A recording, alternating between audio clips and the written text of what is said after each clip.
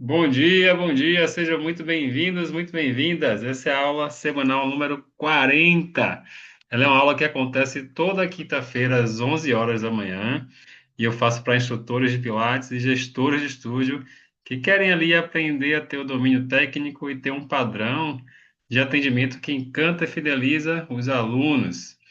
Na aula de hoje, eu vim falar aqui sobre três problemas que eu mais vejo, assim, sempre vi ao longo do tempo, né, que prejudica a qualidade da prestação de serviço do Pilates.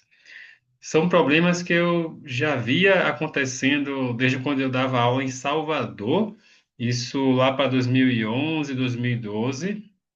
É, via também acontecer em Sergipe, quando eu fui morar lá em 2014, e continuo vendo aqui também em Brasília, onde eu moro atualmente. Ou seja, são situações muito comuns em vários lugares, né? Arrisco a dizer que no Brasil todo, né? E são problemas que geram insatisfação dos alunos, beleza? Então vamos discutir sobre esses probleminhas. Deixa eu ver se chega mais alguém aqui. Vamos lá. Então, o primeiro problema desses três é a disparidade das aulas. Que é o que é disparidade das aulas?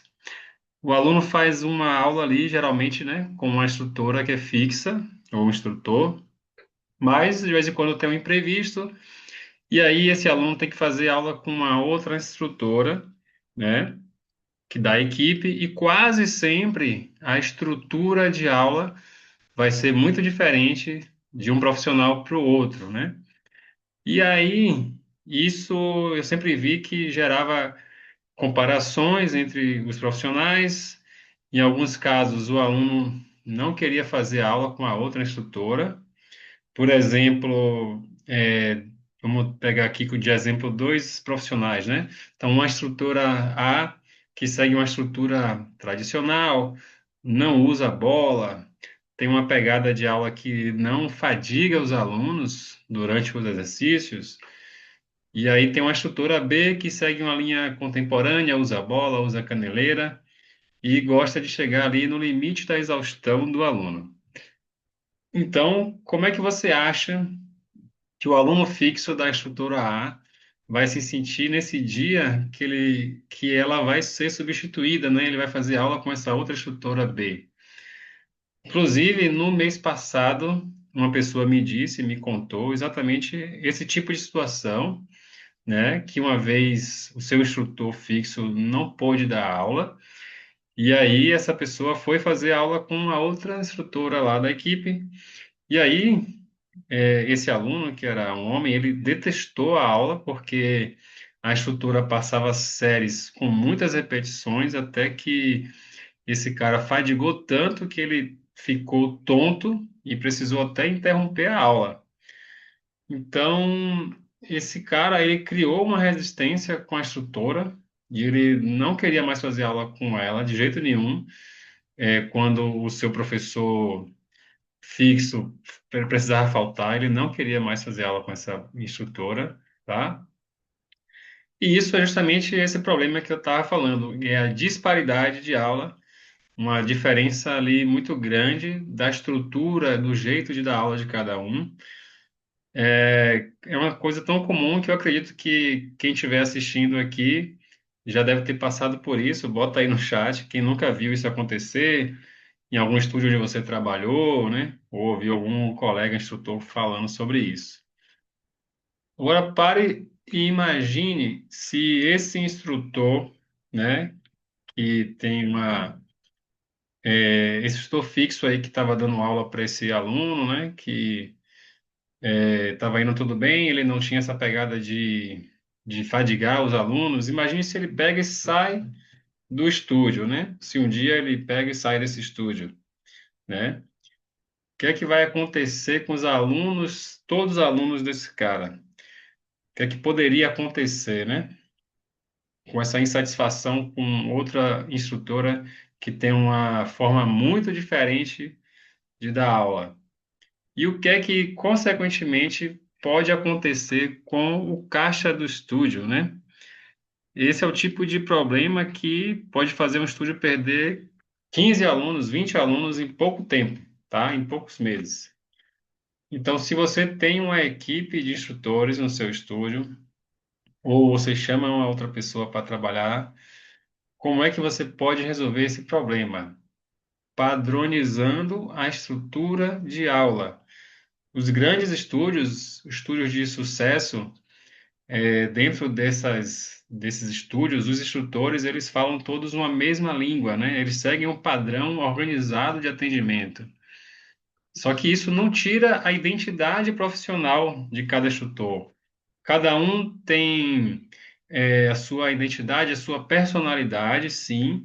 Só que um aluno nunca vai poder se queixar que a qualidade de um foi muito diferente da qualidade de aula do outro, tá? Porque existe uma padronização, até nesse sentido de uma qualidade, uma organização mesmo de aula, tá bom? Então, esse foi o primeiro dos três problemas aí, que são muito comuns em vários lugares por onde eu já passei, né? Agora a gente vai falar sobre o segundo problema, que também é muito comum nos estúdios de Pilates, que é a inconsistência de método para evoluir os alunos. Todo instrutor de Pilates, né, eu acredito, que fica feliz quando vê os seus alunos evoluírem, né, saírem de um ponto A para um ponto B. E, claro, os alunos também ficam felizes quando veem uma evolução, tá? E essa situação, ela acontece quase todos os dias. Seus alunos começam a fazer aula e não têm uma capacidade física para fazer vários exercícios. Isso é muito comum, né? Então, esse seria o ponto A. O aluno que começa a fazer a aula com você e não tem capacidade de fazer vários exercícios, tá? E aí, passando alguns meses, o esperado é que esses alunos adquiram, com a sua ajuda, instrutora, instrutor, eles adquiram uma série de habilidades e passem a fazer muitos exercícios que antes eles não conseguiam, tá? Esse, então, seria o nosso ponto B. Deixa eu ver se tem mais alguém aqui no chat. Não? Tudo bem. Então, esse é o ponto B, onde o seu aluno, você conseguiu ajudar ele a desenvolver habilidades e faz coisas que ele não conseguia fazer antes, tanto de exercício dentro do estúdio mesmo, como em tarefas no seu dia a dia, tá? No cotidiano. Então, tudo isso tem um grande poder ali motivacional, tanto para o aluno quanto para você, instrutora, para você, instrutor, que vê essa evolução acontecendo, tá? E também acaba sendo uma grande propaganda para você, para o seu estúdio, mostrar aos seus alunos ali potencializando as capacidades dele, as habilidades físicas, tá? Só que a gente sabe que não é fácil dominar essa arte de levar o aluno de A para B, tá? Se você não tiver um método consistente de evolução, você não consegue dominar essa arte. E eu vou até compartilhar com vocês aqui na tela.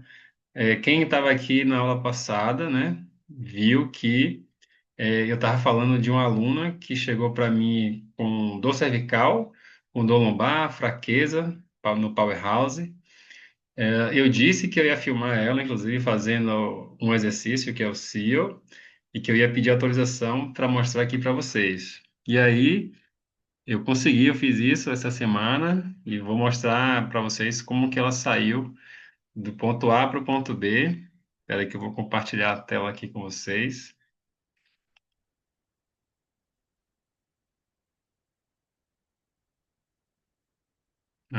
Pronto. Então aqui, ó, deixa eu aumentar mais aqui que está pequeno.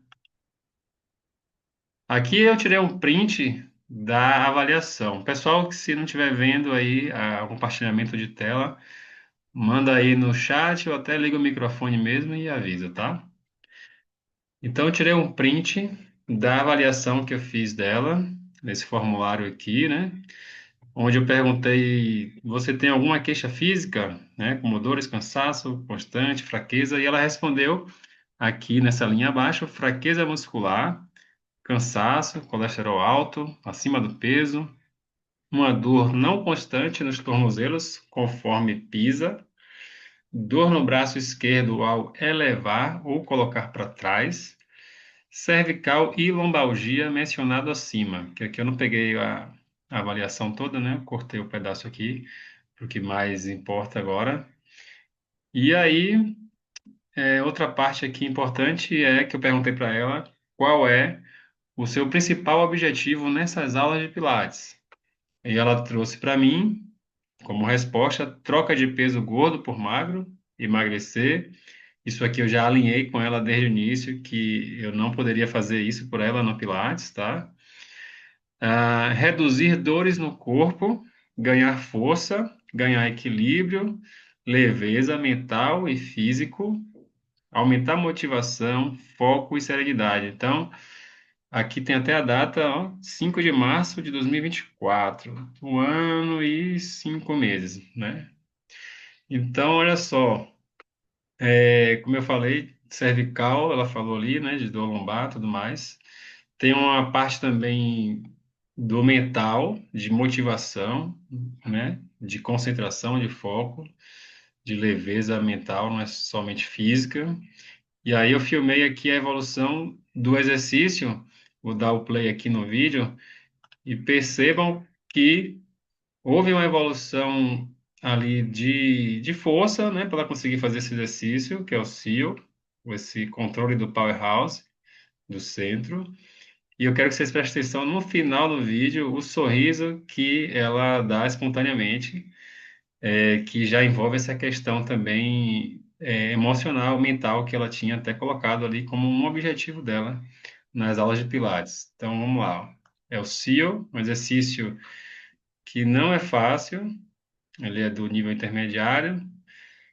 E nos cursos de formação, eu dei um pause aqui para vocês verem agora aqui essa parte.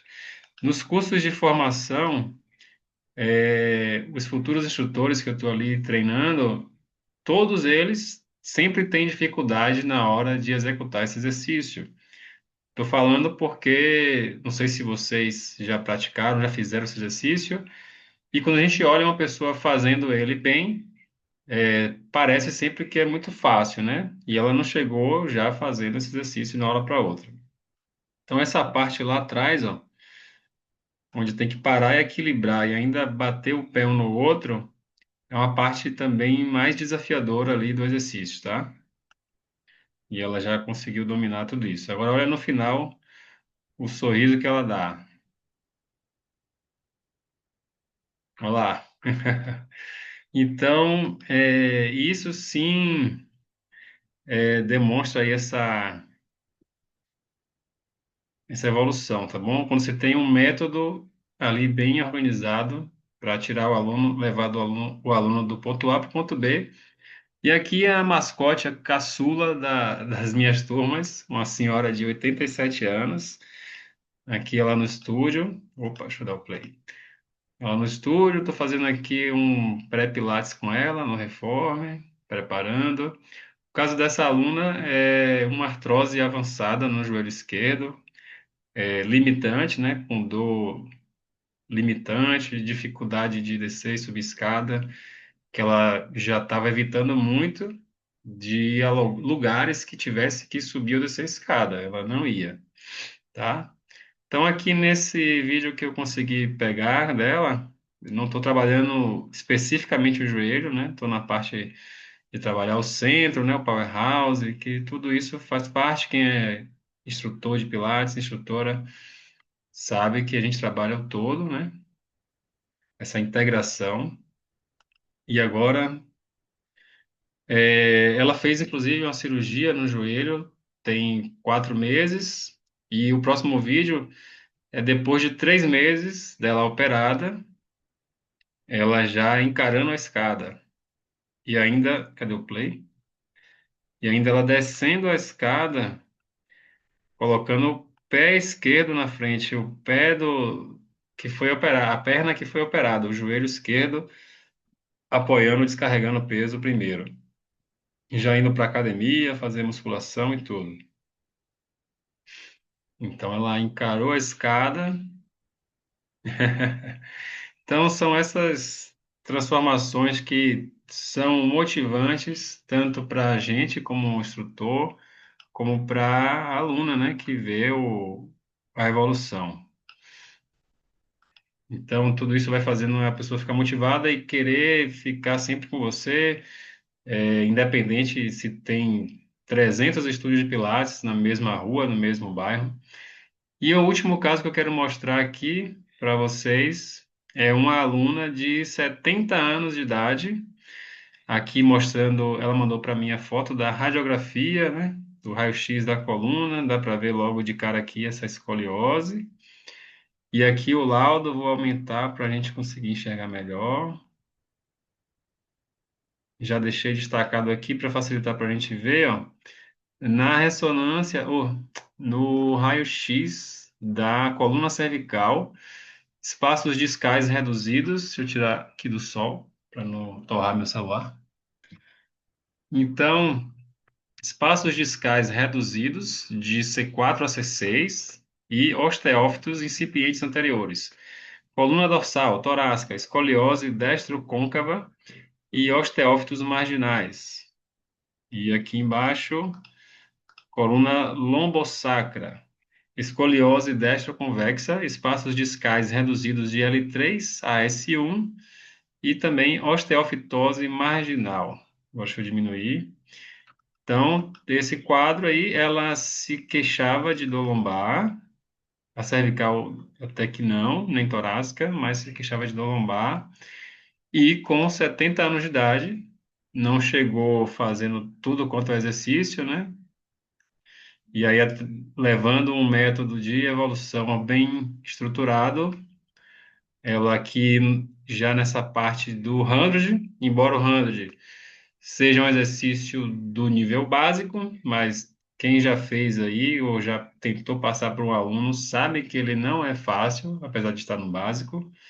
Então, fazendo um 100, aqui um single leg stretch.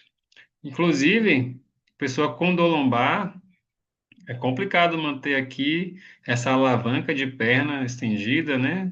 Que vai recair aqui sobre o centro do corpo.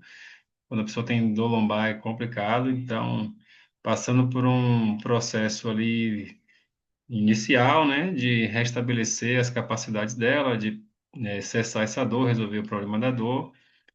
Depois chegando a fazer o 100, single leg stretch. Aqui um spine stretch na versão lá do Joseph. Um mermaid já um pouquinho mais avançado, até apoiar o antebraço todo no chão, que leva uma amplitude de movimento maior da coluna e do quadril. Depois, ela fazendo o swan dive, que faz esse balanço em cima do abdômen, depois volta para a coxa. Então, sem tocar as mãos no chão. Swan dive já é um exercício avançado. 70 anos, mas não parece, cara, essa mulher, não parece. E aqui um scissors. Então, ambos aqui, ó, o Swan Dive, nos cursos de formação, os alunos, 99%, se não são 100%, tem dificuldade para fazer o Swan. Claro que, assim, a gente tem que levar em consideração que o curso, a gente meio que pula algumas etapas, não tem aquele tempo todo de vir treinando gradualmente até fazer, né? O curso, você, dentro de poucos dias, você vai vendo de forma intensiva, muitos exercícios, já indo para o intermediário, para o avançado, tá? Então a gente acaba pulando algumas etapas, mas só para vocês terem essa noção, caso vocês nunca fizeram esse exercício ou tentaram ensinar para os seus alunos, que ele realmente é difícil. Então, é esse balanço em cima do abdômen, depois voltando para a coxa, sem tocar as mãos no chão, através da força do centro, realmente. E aqui o scissors também é avançado, tá? Uma garotinha aqui de 70 aninhos, realizando bem aqui com beleza, né? O exercício. Então, vamos lá agora, tirar aqui essa tela e voltar para minha cara. Ok, então, ó, é, deixa eu ver se teve algum chat aqui. A Micaela disse top. Valeu, Micaela. Então, ó, quando a gente não tem um método consistente de evolução, o tempo vai passando, 2 meses, 3 meses, as aulas vão ficando monótonas, né? A aluna não vê aquela evolução, não evolui, acaba ficando desmotivada. A estrutura também acaba ficando desmotivada, né? E agora a gente vai entrar no terceiro problema desses três aí que eu vim falando, né? É, que podem minar, né? Pode prejudicar a qualidade do seu Pilates. Seja você instrutora que trabalha para um estúdio, que dá aula em domicílio, seja você que trabalha no seu próprio estúdio, né? Que tem um próprio estúdio. Então, toda essa evolução que a gente viu aqui agora, né, das alunas, você também pode conseguir, pode ajudar suas alunas, né, alcançarem cada vez mais novas conquistas, alcançarem novos níveis de capacidade, tanto física quanto ali um novo nível de estado mental também, né? Tudo isso, essas habilidades que vocês desenvolvem, que a gente desenvolve como instrutor, instrutora, não são ali um dom divino, né? A pessoa não nasce com esse dom, né? De conseguir levar o aluno de A para B. Todas essas são habilidades treináveis. Tudo isso é treinável. Só que o grande problema é o que é que você tem feito para adquirir essas habilidades, né? Você quer ser reconhecida, você quer um salário melhor, você quer expandir o seu estúdio, quando você já tem o seu próprio estúdio. Mas o que é que você tem feito para alcançar esses novos patamares, né? Para sair dessa zona de conforto? Você investe em você, você investe na sua equipe de instrutores, para quem já tem aí uma equipe, né? Eri, de vez em quando eu até faço aí uns cursos, uns workshops, umas atualizações. Que bom, isso é muito bom realmente. Mas eu quero que você olhe com sinceridade com você mesma, com você mesmo, tá? Se tudo que você vem fazendo de treinamentos, de cursos, se eles fizeram você dominar essa arte de levar o aluno de A para B, né? Se você consegue ver uma transformação na sua forma de trabalhar realmente, né? Consolidada, se a sua equipe de instrutores, se for o caso de ter uma equipe, se essa equipe alcançou essa transformação consistente, né? Se você não cresceu o quanto você gostaria, será que o problema ele é da concorrência? Será que o problema é a crise do país, né? Será que as pessoas não têm condição de pagar pelo seu serviço, pela sua aula de Pilates? Será que você está cobrando muito caro? Será que você tem que cobrar mais barato para conseguir mais alunos? Quando a gente parar de colocar a culpa em coisas externas, começar a olhar para a gente mesmo, para o que é que a gente tem feito para ser um profissional melhor, uma empresa melhor, que investe mesmo no melhor atendimento para os alunos, né? Aí sim, quando a gente trocar essa mentalidade, virar essa chave na cabeça, aí sim a gente vai começar a crescer, independente se o país está em crise, se tem muita concorrência, muitos estúdios ao redor, né? Na sua rua, no seu bairro, na sua cidade, tá? Então eu encerro aqui essa aula deixando essa reflexão para vocês, né? Realmente olhar para dentro e parar de culpar as causas externas, tá bom? Obrigado pela presença de todos aqui. Grande abraço e até a próxima aula.